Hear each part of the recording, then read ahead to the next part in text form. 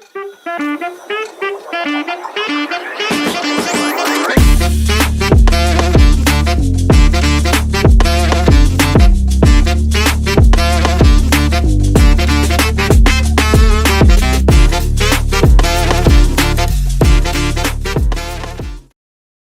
pembelajar patologi, Assalamualaikum warahmatullahi wabarakatuh. Pada kesempatan yang baik ini kita akan belajar terkait dengan pemeriksaan histokimia pada biopsi ginjal.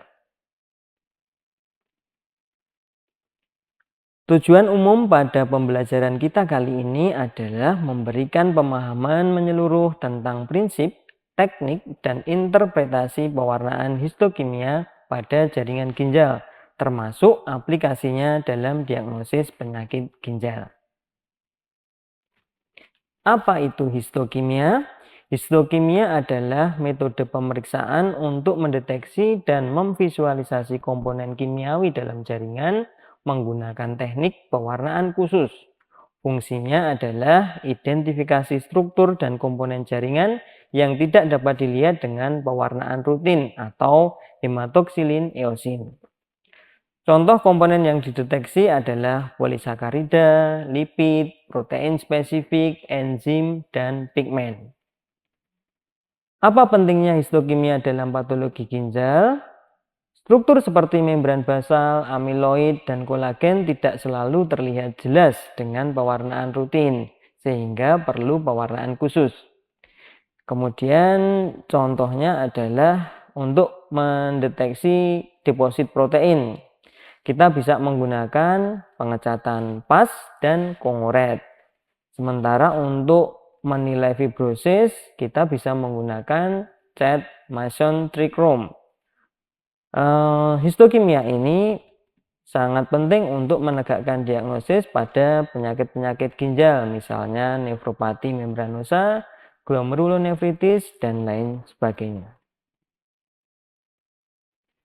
Apa beda pemeriksaan histopatologi, histokimia, dan imunohistokimia?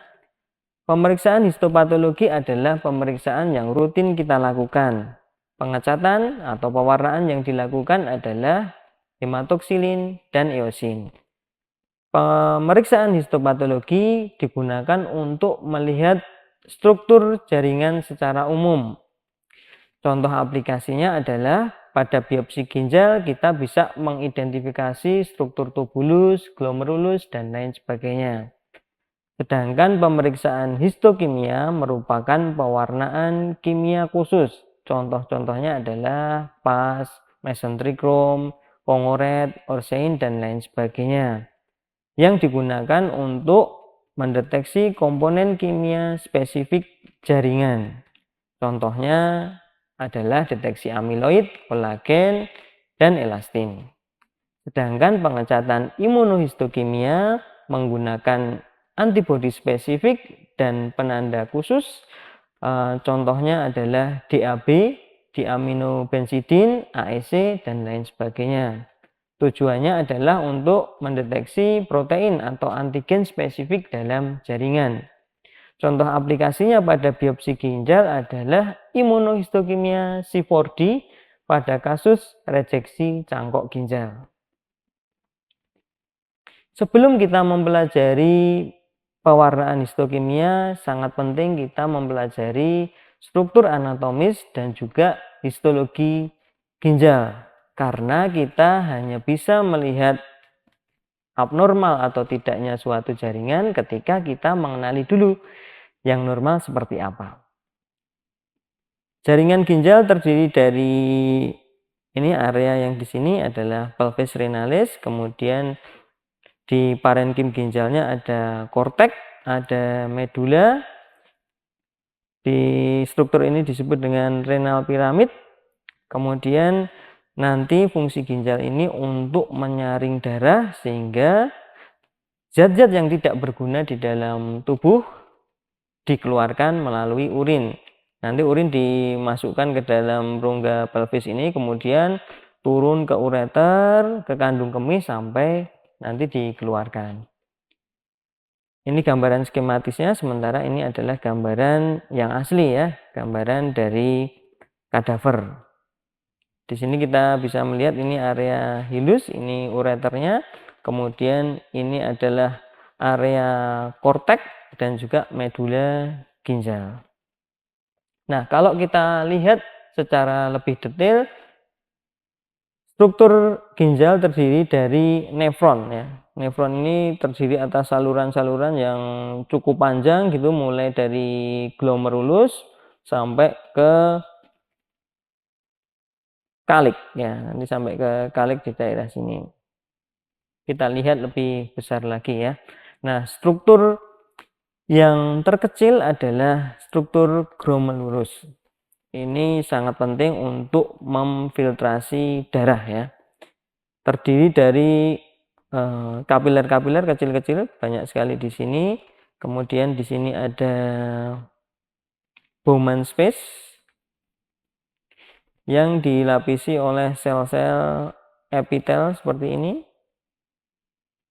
Kemudian di bagian dalam ada podosit atau visceral epithelium. Kita kalau lebih jelas melihat di sebelah kanan ini, kita bisa melihat podosit terdiri dari inti dan juga sitoplasmanya. Dia menempel pada pembuluh darah. Ini kapiler pembuluh darah yang kecil-kecil ya, berlubang-lubang, ada porus seperti ini. Dan juga di antara pembuluh darah tadi, pembuluh darah kapiler tadi, terdapat sel mesangial. Nah, ini kita lihat di sini, ini adalah endotel kapilernya, kemudian ini sel darah merah atau red blood cell. Secara histologi kita bisa melihat bahwa ginjal terdiri dari korteks, ini area korteks yang sebelah sini, kemudian ini area medula, dan bagian yang di sini ini adalah renal pelvis. Nanti darah yang disaring mulai dari korteks ini kemudian nanti dikumpulkan di saluran-saluran tadi yang panjang, kemudian masuk ke renal pelvis. Ini struktur histologis ketika pembesarannya kita lebih kuatkan ya. Kita lihat di sini di korteks itu ternyata banyak sekali glomerulus. Ya, ini glomerulus tadi yang sudah kita tunjukkan pada slide sebelumnya. Kemudian diantaranya kita jumpai ada pembuluh darah ya. Salah satunya adalah arteri interlobular, kemudian ada arteri arcuata, kemudian ada juga arteri interlobar ya. Ini yang paling besar di sini ya. Kemudian ini area medula. Di area medula ini kita sudah tidak menjumpai lagi glomerulus. Nah, corpusculum renal ini terdiri dari glomerulus, ini glomerulus. Kemudian di luarnya ini ada kapsula Bowman tadi ya, yang dilapisi oleh epitel di sini. Kemudian di dalam ini juga ada nanti epitel visceral ya. Nah, di antaranya bisa kita jumpai tubulus-tubulus ya. Nah, tubulus ini dilapisi oleh epitel kuboid. Kemudian yang distal dilapisi oleh sel-sel epitel kuboid simpel ya, jadi satu lapis saja.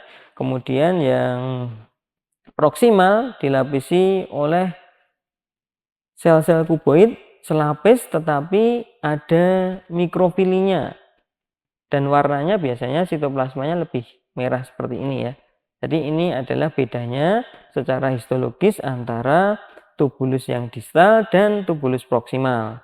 Tubulus proksimal terlihat lebih eosinofilik dan dia punya mikrofili. Ini pada perbesaran yang lebih kuat lagi, kita bisa melihat bahwa di glomerulus itu terdiri dari banyak kapiler-kapiler. Kemudian ada juga area mesangium ya. Di situ terdiri dari sel-sel mesangial dan juga matriknya. Ini Bowman kapsula Bowman. Kemudian di bagian dalamnya ini ada rongga yang disebut dengan Bowman space. Semua struktur ini disebut dengan corpusculum renalis ya. Nah, ini struktur ascending loop. Kita bisa melihat di sini juga dilapisi oleh epitel kuboid dan juga ductus collectivus.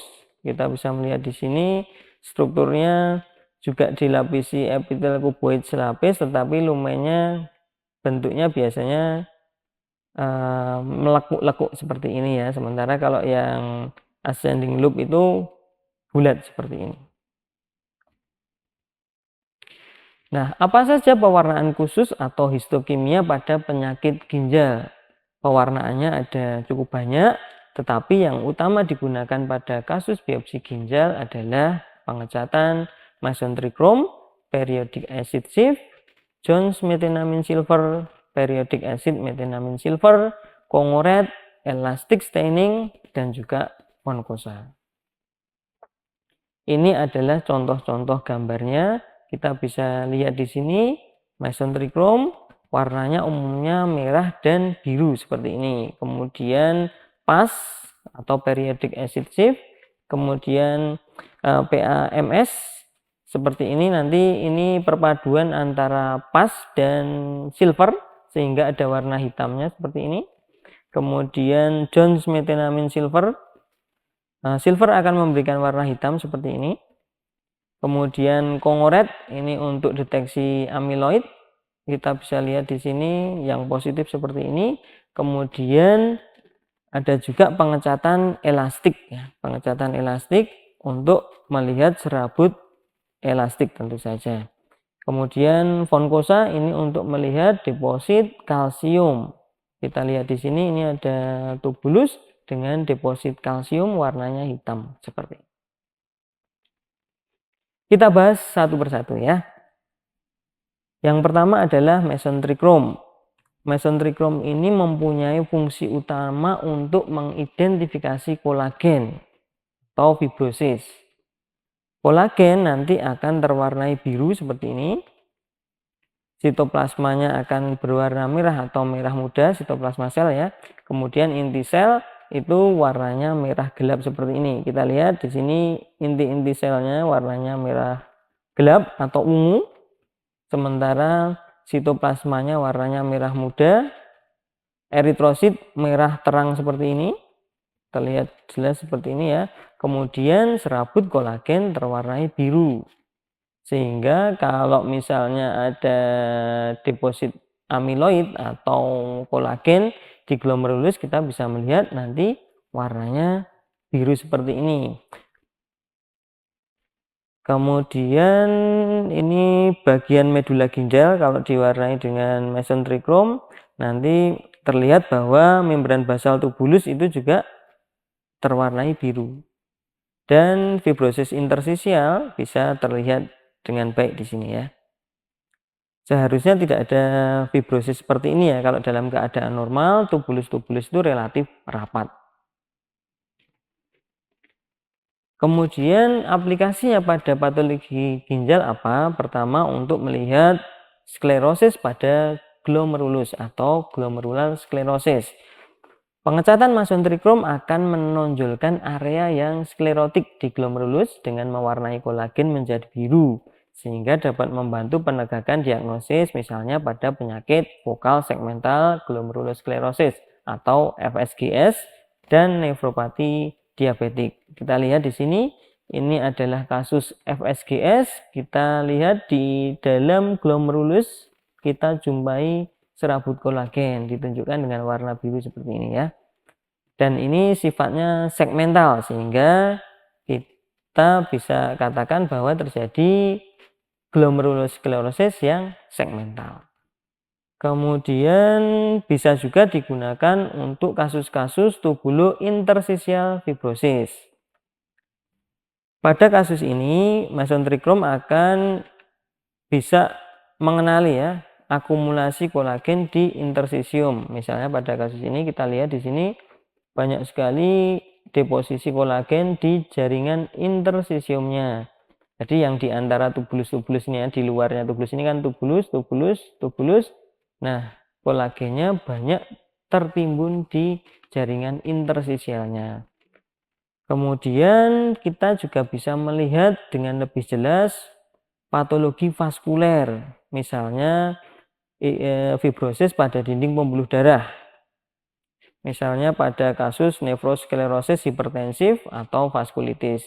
Kita bisa lihat di sini kasus fibrosis arteri ya. Jadi ini dinding pembuluh darah yang besar, kemudian di pembuluh darah tersebut banyak sekali deposisi kolagen. Ya, ini pada kasus fibrosis pada arteri. Kemudian kita juga bisa melihat deposit subendotelial. Misalnya pada kasus ini ya. Kita bisa melihat di situ ada deposit subendotelial. Jadi di bawah endotel ya. Pada kasus glomerulonefritis.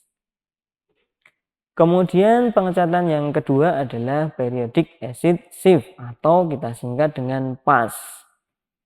PAS akan mewarnai membran basal ya, baik yang normal maupun pada tumor atau penyakit-penyakit yang nanti menyebabkan penebalan membran basal.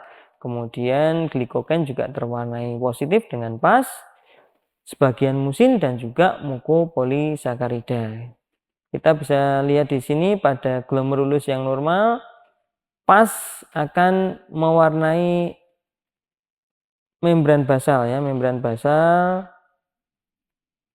Nah, ini membran basalnya akan terwarnai warnanya merah magenta ya. Jadi kontur membran basal pada glomerulus kalau kita lihat pakai HE biasa itu kurang terlihat jelas ya, tetapi ketika dicat dengan PAS, kontur membran basal itu jadi terlihat lebih jelas seperti ini ya. Kemudian PAS ini juga bisa untuk melihat berbagai perubahan struktur pada berbagai macam penyakit ya. Misalnya pada tubulitis. Ya, pada tubulitis, tubulitis adalah peradangan pada tubulus ya. Jadi nanti akan ada sel-sel radang pada tubulus-tubulus. Dia sel-sel radangnya itu menginfiltrasi epitel tubulus seperti ini. Kalau kita lakukan pengecatan PAS nanti akan terlihat ya, terhighlight dengan lebih baik struktur tubulus sehingga kita bisa melihat oh ini sel radangnya itu masuk ke epitel tubulus gitu ya. Kita akan lebih terlihat jelas. Kemudian nodul Kimmel-Still-Wilson. Nah, ini dijumpai pada nefropati diabetik ya. Misalnya pada gambar ini kita lihat di sini ada struktur yang warnanya merah magenta seperti ini karena positif PAS ya pada nefropati diabetik. Sementara itu kalau pada amiloid warnanya tidak merah magenta ya, tapi pucat seperti ini. Jadi dia PAS negatif gitu ya. Kemudian bisa juga kita menjumpai struktur Cas atipikal yang dia juga nanti PAS-nya itu negatif. Kalau deposisi amiloid dia PAS negatif ya. Ini ada deposisi amiloid di sini. Dia tidak terwarnai merah magenta ya.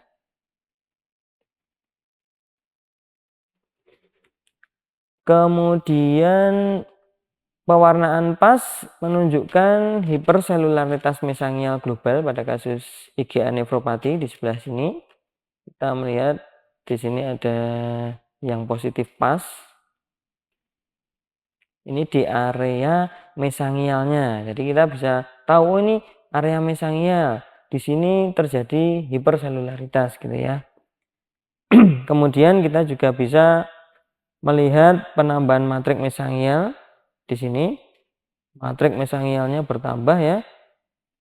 Dan polanya ini ada yang noduler seperti ini. Membentuk nodul ya. Ini polanya disebut dengan pola yang noduler. Kemudian PAS juga bisa untuk mengidentifikasi sel epitel tubulus proksimal dengan lebih jelas ya. Tadi kan kalau tubulus proksimal itu ada mikrofilinya, ada brush bordernya gitu ya. Sehingga kalau dicat PAS itu akan lebih terlihat seperti ini ya.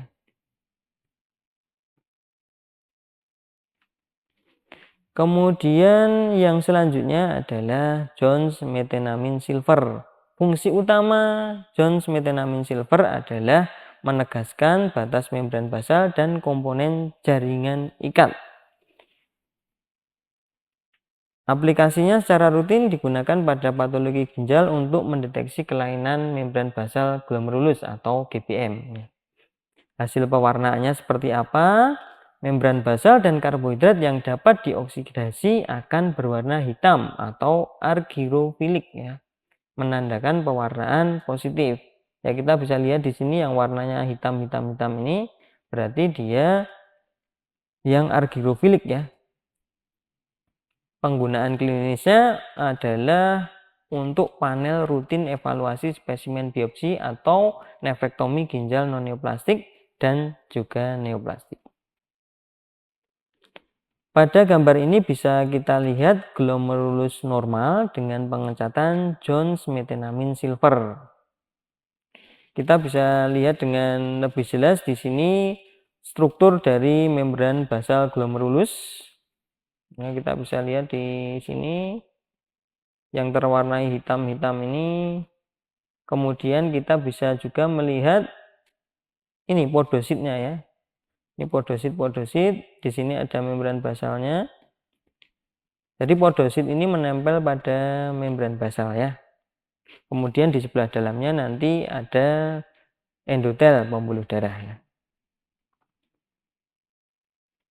Nah, namun pada pewarnaan ini kita tidak bisa melihat dengan jelas sel mesangial karena tertutup oleh matriks mesangial yang terwarnai padat ya. Area-area sel mesangial nanti malah tertutup seperti ini ya. Jadi sel mesangialnya malah tidak terlihat terlalu jelas dengan pewarnaan Jones methenamine silver. Nah, pewarnaan ini bersama dengan pewarnaan PAS sangat berguna untuk memahami anatomi glomerulus pada pemeriksaan dengan mikroskop cahaya ya. Jadi ada yang menggabungkan PAS dengan Jones methenamine silver sehingga nanti membran basalnya juga terlihat dengan lebih jelas. Ini kita bisa lihat di sini pewarnaan PAS yang menunjukkan hiperselularitas mesangial yang minimal. Jadi ini sel mesangialnya bertambah tapi relatif sedikit ya. Selain itu dengan pemeriksaan Jones methenamine silver kita bisa melihat adesi glomerulus ke kapsula Bowman, kemudian ada protein resorption droplet di sini. Kita bisa melihat di tubulus-tubulus ini ada bintik-bintik hitam ya, ini namanya protein resorption droplet. Kemudian arteriolosklerosis juga bisa kita lihat dengan lebih baik di sini dengan pengecatan Jones methenamine silver. Kemudian ini yang penting ya, kita bisa melihat spike pada membranus nefropati. Ada spek-speknya kecil-kecil seperti ini. Nah, bisa kita lihat jelas pada kasus-kasus membranus nefropati. Ini hanya bisa terlihat dengan pengecatan Jones methenamine silver. Kemudian kita juga bisa melihat tubulitis dengan lebih jelas. Kita lihat di sini ini membran basalnya di bagian luar sehingga batas antar tubulus itu jauh lebih jelas bisa kita amati. Kemudian sel-sel radangnya ini ya terlihat kecil-kecil masuk ke dalam tubulus. Nah, ini pada kasus tubulitis dan juga kapilaritis peritubular. Kemudian kita juga bisa melihat sklerosis segmental ya pada gambar ini. Nah, ini yang saya sampaikan tadi adalah gabungan antara PAS dan pengecatan silver ya. Namanya adalah periodic acid methenamine silver atau disingkat PAMS ya. PAMS adalah teknik pewarnaan gabungan yang mengkombinasikan prinsip periodic acid shift dan methenamine silver. Nah, ini kalau pengecatan PAS saja seperti ini.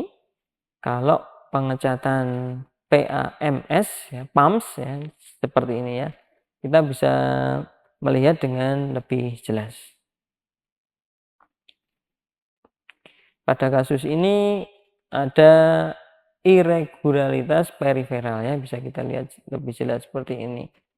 Kalau dengan PAS kan kurang terlalu kelihatan, tetapi kalau dengan PAMS itu akan lebih terlihat ya kalau ada irregularitas. Kemudian pewarnaan berikutnya adalah pewarnaan kongoret. Kongoret adalah pewarna diazo langsung yang digunakan sebagai gold standard untuk mendeteksi deposit amiloid dalam jaringan. Kongoret ini membentuk kompleks dengan protein yang misfolded yang memiliki struktur beta plated sheet khas pada amyloidosis. Seperti ditunjukkan dalam gambar, kalau kita melakukan pengecatan kongoret, maka deposit amiloid itu akan terwarnai seperti ini ya. Warnanya itu pink ya, pink salmon gitu ya. Pink salmon seperti ini. Kalau dilihat dengan mikroskop polarisasi, warnanya tidak pink salmon lagi, tetapi jadi apple green ya. Terlihat seperti ini, warnanya hijau kayak hijaunya apel ya. Nah, ini tapi harus dilihat dengan mikroskop polarisasi. Kalau dengan kongoret biasa saja warnanya seperti ini ya, tadi pink salmon. Kemudian ini kita lihat lagi ya. Ini pakai mikroskop polarisasi warnanya apple green, hijau apel gitu ya. Kemudian kalau kita lihat pakai kongoret biasa, tidak dilihat di mikroskop polarisasi, warnanya merah seperti ini. Oke, kalau kita amati warna merah tua atau pink salmon tadi tanpa cahaya terpolarisasi ya, maknanya adalah berarti ada deposit amiloid di situ. Kalau kita menggunakan mikroskop polarisasi, warnanya akan hijau apel atau apel green dan dia berkilau gitu ya, atau Bayer-Fragrance. Ini khas untuk amyloidosis juga. Kemudian kalau kita pakai fluoresensi oranye merah itu juga bisa, tapi ini jarang tersedia ya. Kemudian pada jaringan elastis, kongoret itu akan memberikan warna merah muda yang pucat. Nah, ini harus hati-hati, tidak boleh kita salah artikan sebagai amiloid ya. Nanti kita harus melihat strukturnya dulu di pemeriksaan histopatologi dengan pengecatan HE. Deposit-deposit amiloid yang dicurigai itu di sebelah mana gitu. Jangan keliru dengan jaringan elastis ya. Jaringan elastis ini nanti juga akan terwarnai merah muda pucat. Kemudian kolagen atau elastis itu bisa menunjukkan Bayer-Fragrance yang non-spesifik pada pengecatan dengan mikroskop polarisasi. Oleh karena itu kita juga harus waspada, bisa salah interpretasi dengan amyloidosis. Oleh karena itu kita harus melihat juga pengecatan histopatologinya dengan pewarnaan HE. Yang selanjutnya adalah pengecatan elastik atau elastic staining. Tentu saja ini akan mewarnai serabut elastik ya. Nah, contoh-contoh pengecatan yang bisa dilakukan untuk melihat serabut elastik adalah elastin Van Gieson atau cat yang lain adalah Orsein. Kita bisa melihat di sini serabut elastin terlihat seperti ini.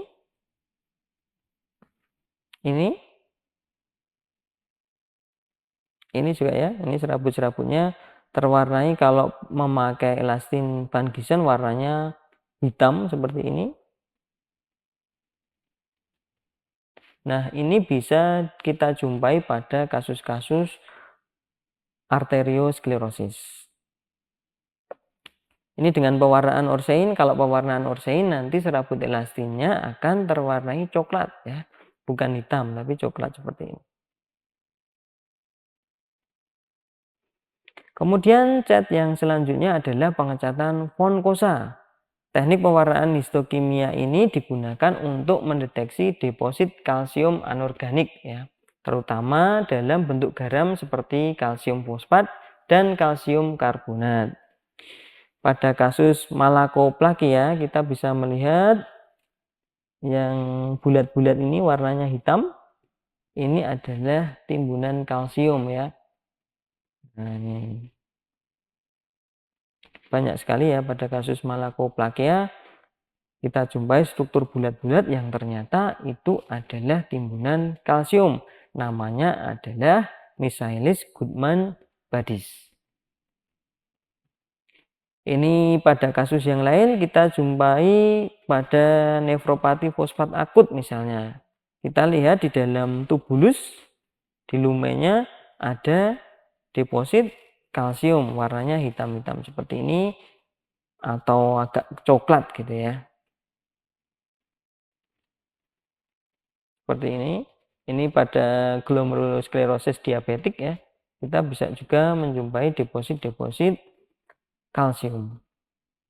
Ini juga pada kasus peritubular appetite kita bisa melihat deposit di sekitar tubulus. Ini juga. Nah, itulah tadi beberapa pewarnaan histokimia yang bisa kita gunakan dalam penegakan diagnosis penyakit-penyakit ginjal.